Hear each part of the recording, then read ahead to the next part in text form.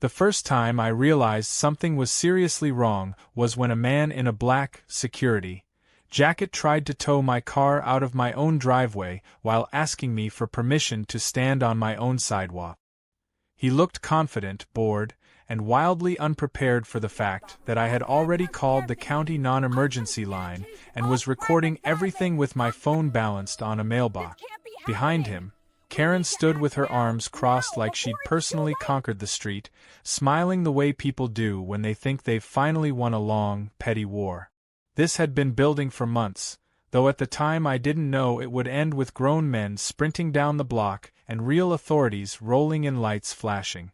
I just knew my quiet street had stopped being quiet the day Karen decided she owned it.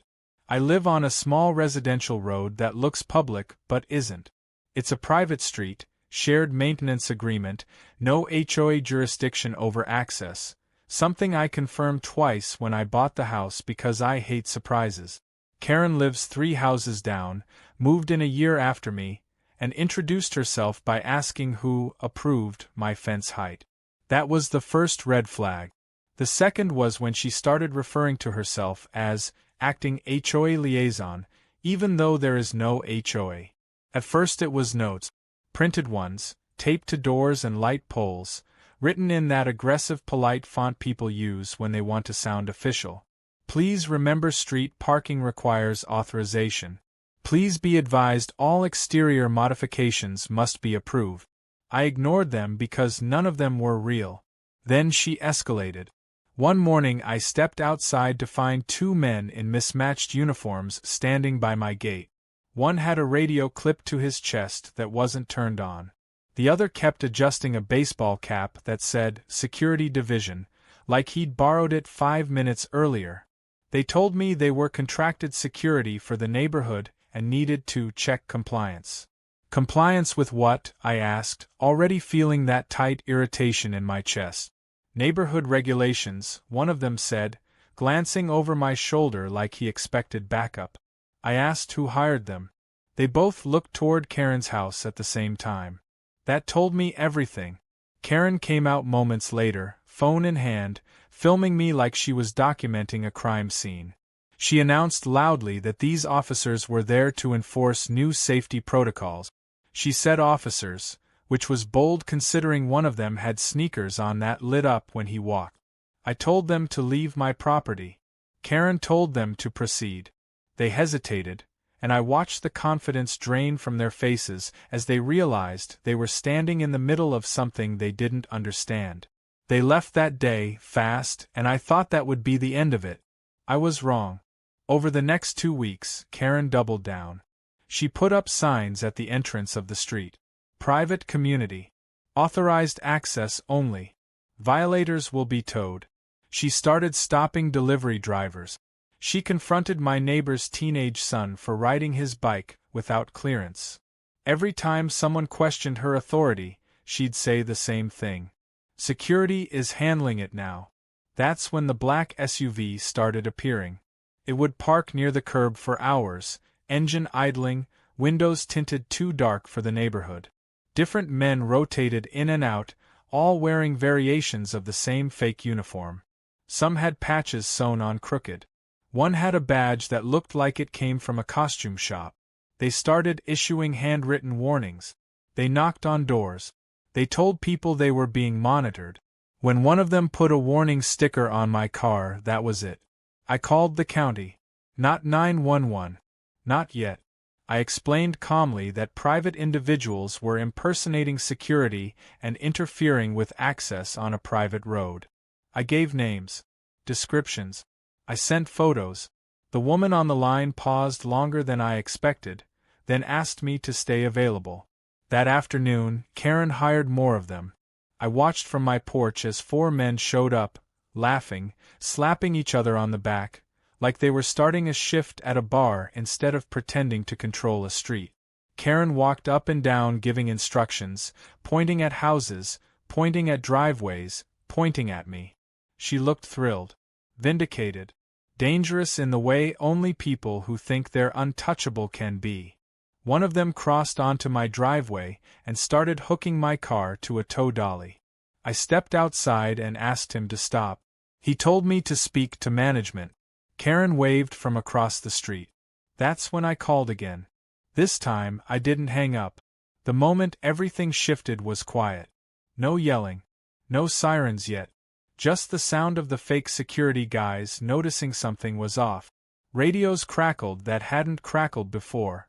A cruiser rolled slowly past the entrance and stopped. Another followed. Then a county vehicle with a seal on the door pulled in and parked sideways, blocking the street. Karen froze. The men unhooked my car without being told. One of them took off his jacket. Another started walking backward, eyes darting. When two uniformed officers stepped out and asked who was in charge, nobody answered. Karen tried. She stepped forward, phone still recording, and said she was authorizing enforcement. One officer asked her under what authority. She said HOA. The officer asked for documentation. She said it was being processed. The officer looked at the men in black and asked them who hired them. That's when they ran. Not walked. Not backed away. Full sprint down the street, shoes slapping pavement, jackets half off, one of them dropping a badge that skidded into the gutter. I'd never seen adults scatter so fast in my life. The officers didn't chase. They didn't need to. They turned to Karen instead. She stopped filming. And in that moment, standing on a street she didn't own, surrounded by people who finally knew what she'd been doing, Karen looked smaller than she ever had. By the time the real authorities finished taking statements, the street felt different, like someone had finally opened a window in a stuffy room. Neighbors stood in clusters, whispering, replaying what they'd just watched. The fake security truck was gone. The signs were already being pulled down. Karen stayed on her porch, arms wrapped tight around herself, staring straight ahead like none of it had happened. I thought that would be the end of it. It wasn't. The next morning, I woke up to an email from a law firm I'd never heard of, sent at 6:12 a.m. The subject line said notice of non-compliance, all caps, no punctuation. It accused me of violating community safety regulations, obstructing authorized contractors, and interfering with lawful enforcement. It demanded I cease and desist from harassing appointed security personnel, and warned of legal action if I didn't comply within 48 hours. I laughed at first. Then I read it again, slower, and realized Karen had shifted tactic. She couldn't scare us with uniforms anymore, so she was trying paperwork. I called the number listed. It rang twice before a receptionist answered, sounding tired and mildly confused. I asked who their client was. She put me on hold. When she came back, her tone had changed. She told me the firm was reviewing the situation and suggested I direct further inquiries to their client directly. That was all I needed to hear. Karen had convinced a small, sloppy firm that she represented an HOA. Or she'd lied outright. Either way, she was still pretending she had authority, and she was escalating. By noon, she was back outside, clipboard in hand, talking loudly to anyone who passed. She told my neighbor that investigations were ongoing. She told a delivery driver he might be subpoenaed. She told me, without looking at me, that I'd made a big mistake humiliating her in front of officials. That last part caught my attention. I walked over and asked her what mistake she thought I'd made. She smiled, slow and sharp, and said I'd exposed myself. I didn't respond. I didn't need to. I went back inside and started documenting everything. I pulled my property documents, the private road agreement, the county correspondence from the previous day. I requested records. I sent emails. I called the county clerk and asked a very simple question about impersonation and unauthorized contracting. The woman on the line didn't hesitate before telling me it was serious. That afternoon, a different kind of vehicle appeared on the street. No lights, no decals, just a plain sedan. A man stepped out, older, measured, holding a folder thick enough to hurt someone if you swung it. He went door to door, quietly asking questions. When he reached my house, he introduced himself as a county investigator. Karen watched from her window. I showed him everything. The signs. The warnings. The emails. The photos of the fake security. The videos of them running. He nodded, took notes, asked a few clarifying questions, and thanked me for being thorough. As he walked away, Karen finally snapped. She came out fast, shoes slapping the pavement, voice already raised. She demanded to know why the county was harassing her. She accused me of filing false reports. She said she was being targeted. The investigator let her talk. When she finished, he asked her for proof of her authority. She handed him a stack of papers I recognized immediately. They were fake. Not forged in a clever way. Just bad. Logos slightly off. Language too vague. Signatures that didn't match any real entity. I could tell from across the street. So could he.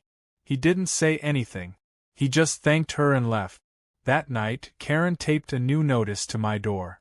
This one said I was banned from community spaces. There are no community spaces.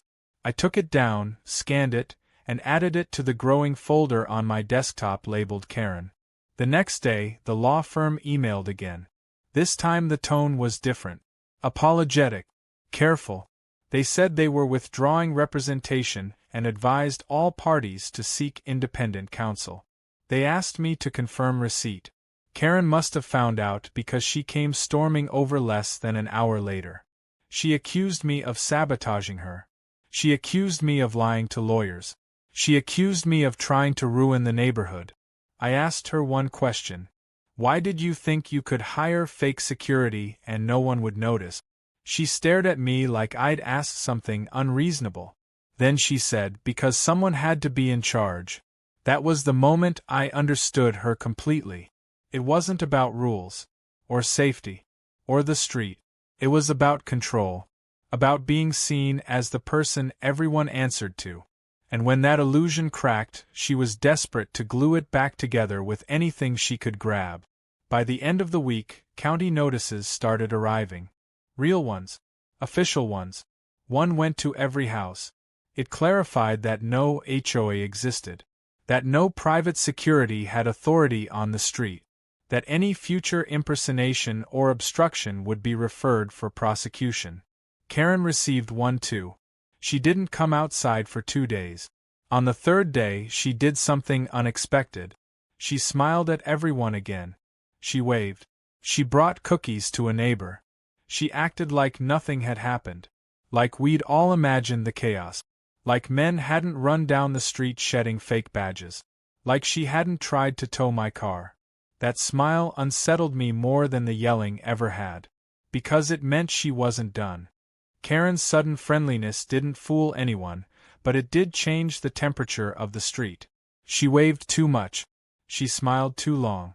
She started conversations she'd never bothered to have before, asking people about their kids, their pets, their jobs, like she was collecting data instead of being neighborly. Every interaction felt rehearsed, like she was auditioning for a role she'd already lost. I kept my distance and kept documenting. 3 days after the county notices went out, a new sign appeared at the entrance of the street. This one was smaller, professionally printed, laminated. It didn't threaten towing. It didn't mention security. It simply said private road, residents only. It looked harmless, reasonable, almost legitimate. It wasn't. I checked the placement. It was staked just far enough off the public easement to look intentional, just close enough to confuse drivers. And at the bottom, in tiny print, was a line that caught my eye. Managed by Community Liaison. No name. No entity. Just her. That afternoon, Karen started keeping a notebook. She'd stand at the edge of her lawn and write things down as cars passed. License plates. Times. Who stopped where. When I pulled into my driveway, she made a show of jotting something down, then looked up and smiled like we shared a joke. I asked her what she was writing. She said records. Of what? I asked. Of behavior, she said, tapping the notebook with her pen. Patterns matter. That night, my neighbor texted me a photo. It showed a letter taped to his garage. It claimed he'd violated access guidelines by allowing a guest to park on the street for more than 15 minutes. It cited a policy that didn't exist and warned of escalating consequences. He asked me if it was real. I told him no. And then I told him to save everything. The next escalation came quietly. Instead of confronting people directly, Karen started calling things in. Noise complaints, parking complaints, suspicious activity reports. Always vague. Always just enough to trigger a response. Patrol cars began cruising through more often, slower this time, stopping to ask questions, shining lights, running plates. The officers were polite, professional, but the presence alone rattled people. I pulled one aside and asked what was going on. He told me they'd received multiple reports from the same address. He didn't say which one. He didn't need to. Karen had figured out something important. If she couldn't enforce rules herself, she could weaponize the system. That's when she made her mistake. She reported my house. Not for anything specific. Just a general welfare concern. Claimed she'd seen unfamiliar people coming and going at odd hours. Suggested there might be illegal activity. She said she was worried. 2 officers showed up just after sunset. They knocked. I answered. I invited them in. I showed them my home office, the camera feeds, the logs. I showed them the emails, the notices, the fake citations, the footage of fake security running. They listened. One of them asked me a question that made my stomach drop. Have you had any direct contact with her since the incident? I told him yes. I told him everything. When they left, they didn't say much. But the next morning, something changed. Karen stopped smiling. Instead, she started watching. She sat in her car for hours, parked just far enough away to avoid being obvious. She followed people on foot. She stood at the end of driveways pretending to take calls while staring straight ahead. She started photographing license plates openly. Neighbors began talking, comparing notes, sharing screenshots. Someone created a group chat. Someone else pulled public records and found that Karen had filed paperwork months earlier attempting to register an HOA. It had been rejected. She'd never stopped trying. The breaking point came on a Saturday morning. I was drinking coffee when I heard shouting. Not Karen's usual sharp, nasal tone. This was panic. Urgent. I stepped outside and saw 2 of my neighbors standing in the street, arguing with Karen. She was waving her notebook, accusing them of trespassing. They were pointing at their own house. She claimed they were subletting without approval. Approval from who? One of them asked.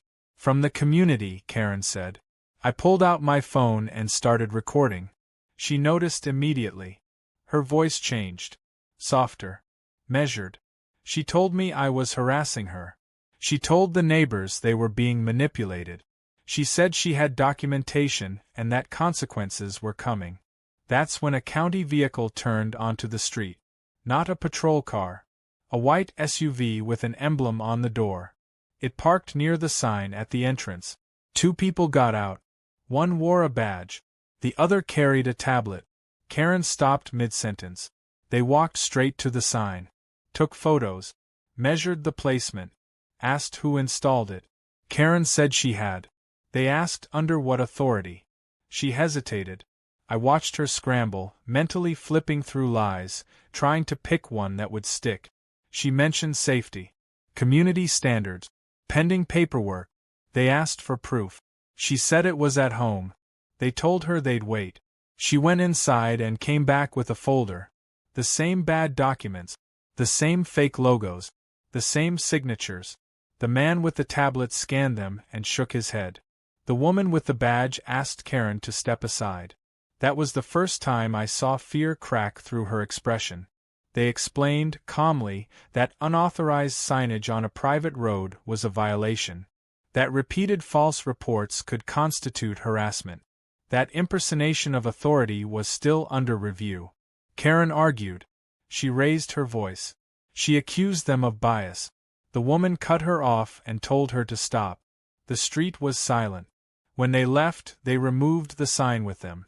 Karen stood there alone, notebook hanging uselessly at her side. She didn't say a word to anyone. She went inside and slammed the door. That night, a letter appeared in my mailbox. Real paper. Real seal. From the county. It informed me that a formal inquiry had been opened. Not about me. About her. The inquiry changed everything, even though nothing on the surface looked different at first. The street was still the same. The houses didn't move. The trees didn't suddenly whisper secrets. But the air felt heavier, like everyone was waiting for a storm they could sense but not yet see. Karen went quiet. No waves. No smiles. No notebook. Her car stayed in the driveway, unmoved, day after day. Curtains remained half-drawn, just enough to see out without being seen. It was unsettling in a new way, because silence from someone like her wasn't peace. It was planning. The first ripple came midweek. A county inspector knocked on my door in the afternoon. Different from the investigator before. This one was methodical, polite, clipboard-heavy with forms. He explained that as part of the inquiry, they were verifying statements and documenting impacts. He asked me to walk him through the timeline again. When I finished, he nodded and asked if I'd be willing to provide copies of my recordings and emails officially. I said yes without hesitation. While we talked, Karen's front door cracked open. Just an inch. Just enough for her to see. The inspector noticed. He didn't react. He thanked me and left. As soon as his car disappeared down the street, Karen's door slammed open and she came marching over like she'd been released from a starting gate. She didn't yell. That was new. She spoke low, tight, controlled. She said I was interfering with an active inquiry. She said I was making things worse. She said people like me didn't understand process. I asked her one simple question. Why did the county open an inquiry? She didn't answer. She told me to stop antagonizing her. The next morning, the retaliation began. Someone reported my trash cans. Someone reported my hedge. Someone reported that my garage door stayed open too long. All small things. All technically reportable. All filed within hours of each other. The difference this time was how the responses came back. Each notice included a line stating the complaint originated from a party currently under review. Each one closed with no action required. Karen was trying to drown me in paper, and the system was quietly refusing to help her. That's when she turned to the neighbors. She cornered people while they checked the mail. She told them cooperating with the county could expose them to liability. She suggested fines. She implied lawsuits. She hinted that names were being recorded. It backfired. People compared stories. Realized she was telling everyone something different. Someone finally stood up to her and told her to stop speaking on their behalf. She responded by threatening to report them too. By Friday, the group chat had a new name. It wasn't subtle. And Karen wasn't in it. Saturday morning brought the next escalation. A truck pulled onto the street with magnetic decals slapped onto the doors. Not security this time. Consulting services. The font screamed cheap. Two men got out carrying clipboards and measuring wheels. They began pacing the curb, taking notes, snapping photos of houses. Karen followed them like a supervisor on a factory floor. I stepped outside and asked what they were doing. One of the men said they were conducting an assessment for future compliance planning. He avoided eye contact. Karen jumped in and said they were preparing documentation to formalize community oversight. I asked under what authority. She said, pending approval. I started recording again. The men froze the moment they saw the phone. One of them muttered something under his breath. The other asked Karen if this was really happening. She told them to keep working. I asked them who hired them. They didn't answer. Karen answered for them. I told her the county was already investigating unauthorized enforcement and impersonation. I told her she was making it worse. She smiled, thin and sharp, and said I didn't understand momentum. That afternoon, the county showed up again. Same white SUV. Same badge. Same tablet.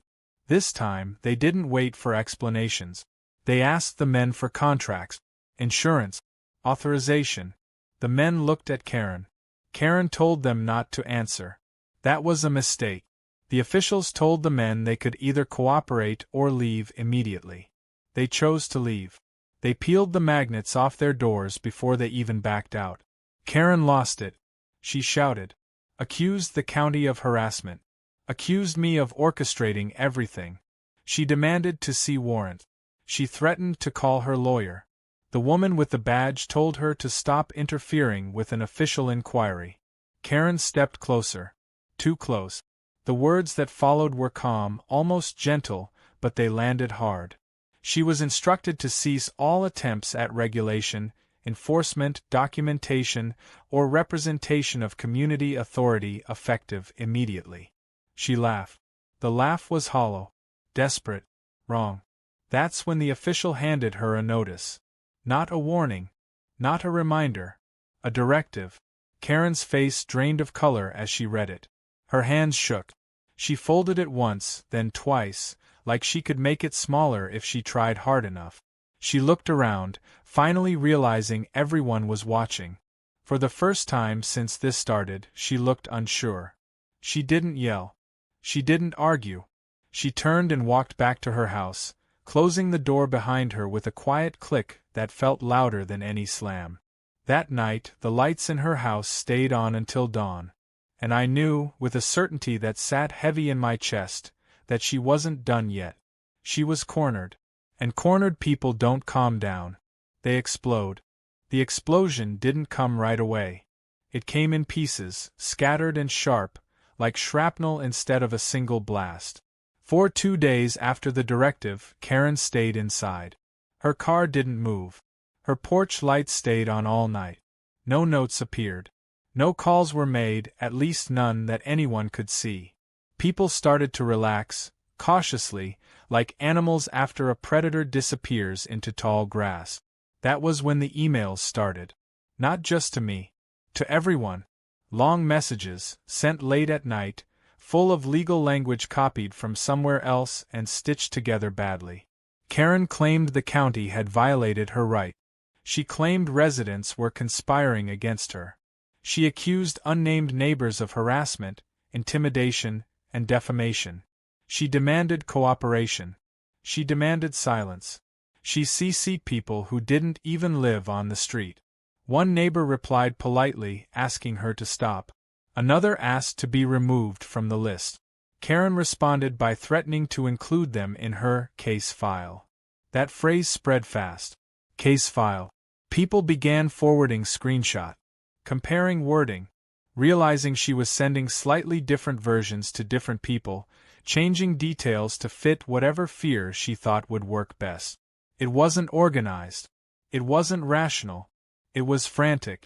Then she crossed a line she couldn't uncross. She filed something. I found out when a courier knocked on my door and handed me an envelope thick enough to feel insulting. Inside was a stack of papers labeled Petition for Emergency Community Injunction. She was seeking temporary authority to regulate access, parking, and conduct on the street pending further review. She had named herself as petitioner. She had listed the street as a unified community. She had listed me as an adverse party. The filing was a mess. Wrong jurisdiction. Incorrect citations. Claims contradicted by public record. And yet, it existed. It was real enough to force a response. That was her gamble. She didn't need to win. She just needed to scare people into backing down. I didn't panic.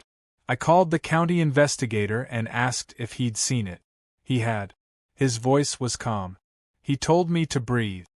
He told me they were already preparing a response. Karen, meanwhile, acted like she'd already won. She came outside again. Not shouting. Not smiling. Just confident. She told people the matter was now legal. She told them cooperation would look good. She told them resistance would be noted. She walked past my house and said, loudly, that some people learned too late. That night, something else happened. A police cruiser parked across from her house. It didn't pull anyone over. It didn't knock on doors. It just sat there, lights off, engine running. Another joined it an hour later. Karen noticed. Her porch light flicked on. Then off. Then on again. The next morning, a county notice was delivered to every house. It stated that any filings or claims made by private individuals asserting authority over the street were invalid. It warned against further misuse of legal processes. Karen tore hers down in front of everyone. She marched into the street waving the papers, shouting that the county was corrupt, that she was being silenced, that truth would come out in court. Someone finally told her to stop. Not me. A quiet neighbor, someone who'd avoided conflict the entire time, stepped forward and said they were tired. Tired of being threatened. Tired of being lied to. Tired of being scared in their own home. Karen turned on them instantly. Accused them of betrayal. Of manipulation. Of being part of my scheme. That's when the police officers stepped out of the cruiser. They didn't rush. They didn't raise their voices. They simply asked Karen to lower her papers and step back onto the sidewalk. She refused. She said she had rights. She said she was being targeted. She said this was all because she tried to keep the neighborhood safe. One officer asked her if she understood the directive she'd been given earlier that week. She said yes. He asked her why she was ignoring it. She didn't answer. She started crying instead. Not quietly. Not convincingly. Loud, gasping sobs that drew attention from every window. She said she was being bullied. She said she was afraid. She said no one was listening to her. The officer waited until she finished. Then he told her she needed to stop.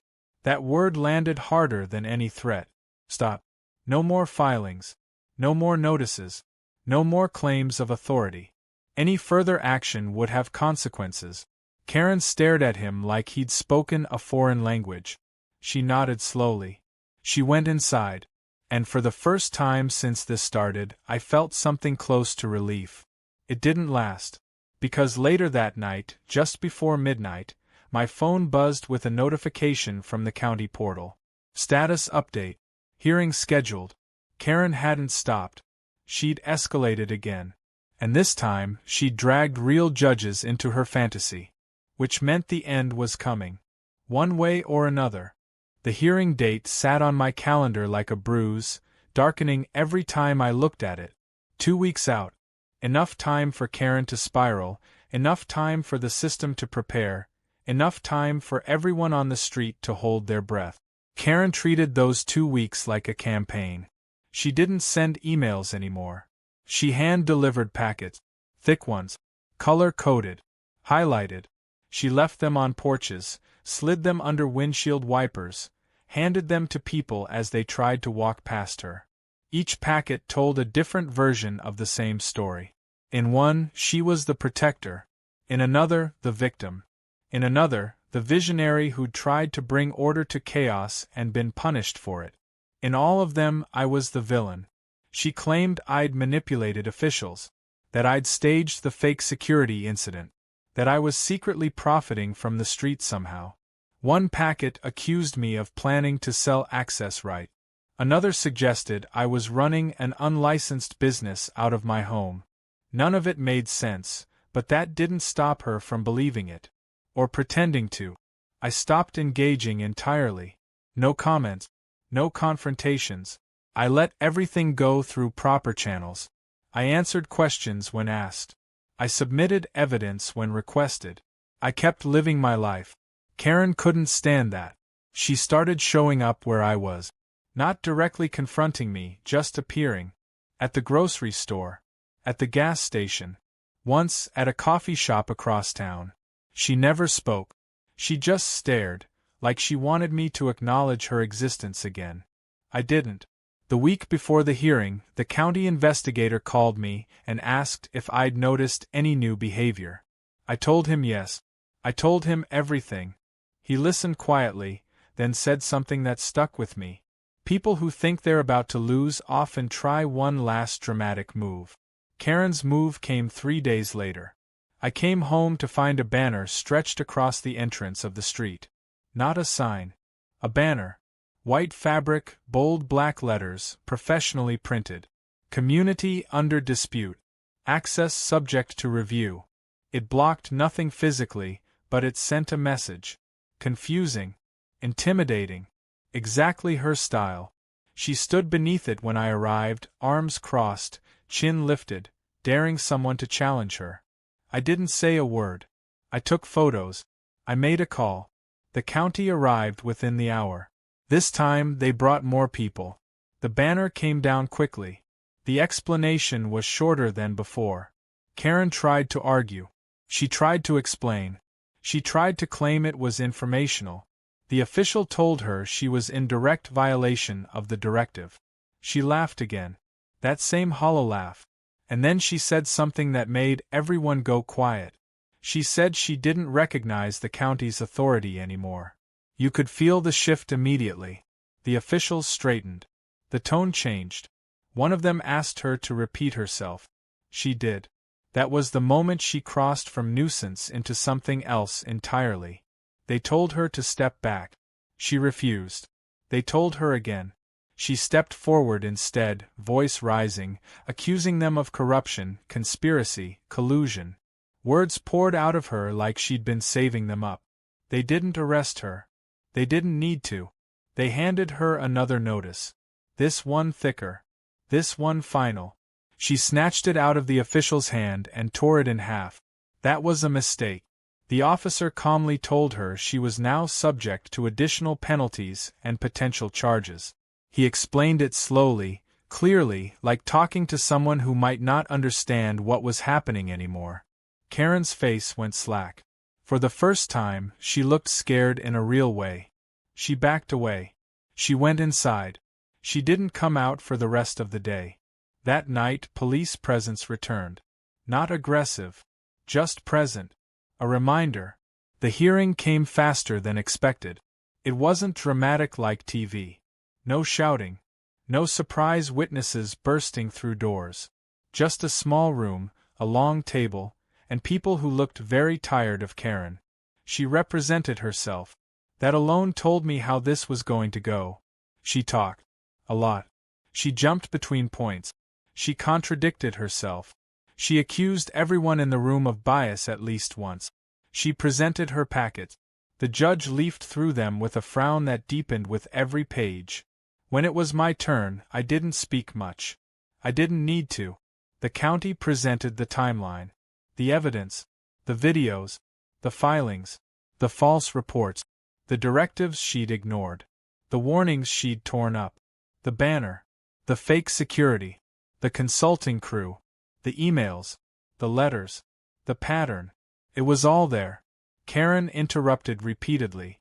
She objected to things she didn't understand. She accused the judge of siding with me. She said the street would fall apart without her. The judge finally told her to stop speaking. When the ruling came, it was firm and immediate. Karen was barred from making any claims of authority over the street. She was prohibited from contacting residents regarding enforcement or compliance. She was warned that any further attempts would result in sanctions and potential criminal charges. The judge didn't raise their voice. They didn't need to. Karen stood there, stunned, mouth slightly open, like someone had turned off the sound in her head. As people stood to leave, she finally looked at me. Not angry. Not smug. Small. And in that moment I thought maybe it was over. I was wrong. Because as I walked out of the building, my phone buzzed with a message from a neighbor. She's tearing down things in her yard. Throwing stuff into her car. I turned around just in time to see Karen storm out behind me, eyes wild, keys clenched in her hand. She wasn't done. She was desperate. And desperate people don't follow rulings. They break them. By the time I got back to the street, the sense of order the hearing had given me was already gone. Karen's driveway looked like a garage sale thrown by someone in a hurry. Boxes half open. Binders spilling papers. Yard signs ripped out of the ground and tossed aside. She moved fast, frantic, like she was racing an invisible clock only she could see. Two neighbors stood at a distance, watching. No one approached her. No one said a word. I parked and stayed in my car for a moment, just observing. Karen was talking to herself. I could see it from across the street, her mouth moving, her hands gesturing, stopping every few seconds to look around as if expecting someone to argue back. She spotted me and froze. For a split second I thought she might come over. Instead, she laughed. Loud, sharp, unhinged. She shouted that the hearing wasn't over. That appeals existed. That I hadn't won anything. I didn't respond. That seemed to enrage her more than anything else had so far. She stormed into her house, and came back out carrying one of the old fake security jacket. She held it up like evidence, yelling that this proved she'd been serious about safety. That no one appreciated her efforts. That history would prove her right. Then she threw it into the back seat of her car and slammed the door hard enough to make the alarm chirp. Within minutes, a patrol car rolled slowly onto the street. Someone had called it in. No one admitted who. The officer stepped out calmly and asked if everything was all right. Karen launched into a speech before he could finish the sentence. She accused the court of corruption. She accused the county of persecution. She accused me of stalking her. The officer listened, then asked her a question that made her pause. "Are you aware of the order issued today?" She said yes. He asked if she understood it. She hesitated, then said of course she did. He asked her why she was currently confronting residents and making statements about authority. She snapped back that she was on her own property and could say whatever she wanted. He told her she could, as long as she didn't violate the order. She stepped closer to him and pointed toward my house. She said I was provoking her. That was when the officer told her to take a step back. She didn't. She kept talking, faster now, louder, her words tumbling over each other. She said she wouldn't be silenced. She said the street belonged to the people who cared. She said she was the only one brave enough to stand up. The officer repeated himself. She ignored him. The moment stretched. You could feel it tightening like a rope being pulled. Then she made the mistake of reaching past him, trying to walk toward my driveway, still shouting. That was it. He stopped her. Gently but firmly. He told her to put her hands down and step back onto the sidewalk. He explained she was dangerously close to violating the court order she'd just received. For the first time, Karen seemed to realize how far she'd gone. Her voice cracked. She started crying again, but this time it wasn't performative. It was raw, panicked, the sound of someone who'd finally run out of moves. She begged. She said she was misunderstood. She said she just wanted things to be right. The officer waited until she slowed, then told her something that changed the energy completely. He said the court order was already on record. He said every interaction from this moment on would be documented. He said the margin for error was gone. Karen nodded rapidly, wiping her face, agreeing to everything all at once. She said she'd go inside. She said she'd leave people alone. She went back into her house and slammed the door. No one moved for a while. That night, I didn't sleep much. I kept expecting something. A note. A knock. Another email. Something loud. Something final. What I didn't expect was quiet. The next morning, her house looked empty. No lights. No car. Curtains open, rooms bare. Even the sign she'd once obsessed over was gone. It was like she'd evaporated overnight. A moving truck came later that afternoon. Not a big one. Just enough. She supervised from a distance, sunglasses on, face unreadable. She didn't speak to anyone. She didn't look at me. By sunset, the truck was gone. So was she. The street felt lighter immediately, like a weight had been lifted without anyone realizing how heavy it had been. Neighbors came out, talked, laughed nervously. Someone joked that we should put up a sign welcoming ourselves back. I stood in my driveway and let it sink in. I thought that was the ending. Then my phone buzzed. A county update. One final notice. Karen had attempted to file another appeal electronically that afternoon. It had been rejected automatically. Flagged. Logged. The message ended with a line that made me exhale for the first time in weeks. No further action required at this time. She was gone. And this time, the system had finally closed the door behind her.